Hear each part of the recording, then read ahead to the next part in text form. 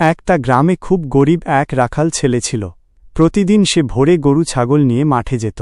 একদিন গরু চড়াতে গিয়ে মাঠের ধারে ঝোপের মধ্যে চকচকে একটা থলে দেখতে পেল। ছেলেটি থলে খুলে দেখে ভেতরে অনেক সোনার মুদ্রা। মুহূর্তেই তার মনে লোভ আসল, এগুলো দিয়ে আমি ভালো কাপড়, অনেক খাবার কিনতে পারব। কিন্তু তারপরেই মনে পড়ল তার মায়ের কথা, অন্যের জিনিস কখনো নিজের করা উচিত নয়। সে থলেটা নিয়ে গ্রামের প্রধানের কাছে গেল। প্রধান ব্যাগ দেখে অবাক।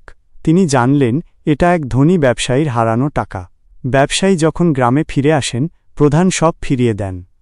ব্যবসায়ী খুশি হয়ে রাখাল ছেলেটিকে আশীর্বাদ দেন আর পুরস্কার স্বরূপ কিছু মুদ্রা তাকে দিয়ে বলেন, তুমি সৎ বলেই আজ সবার শ্রদ্ধা পেলে।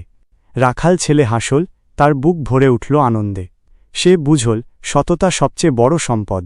পরের দিন থেকে সে আরও বেশি মন দিয়ে নিজের কাজ করতে লাগল, কারণ সে জেনে গেছে যে সততার পুরস্কার হয়তো একটু দেরিতে আসে, কিন্তু তা সব সময় মূল্যবান হয়। তার এই কাজ দেখে গ্রামের অন্য ছেলেরাও প্রভাবিত হল এবং তারাও সৎ পথে চলার শপথ নিল। গ্রামের প্রধানও তার সততার গল্প সবার কাছে বলতে লাগলেন, যা রাখাল ছেলেটিকে আরও বেশি সম্মানের পাত্র করে তুলল।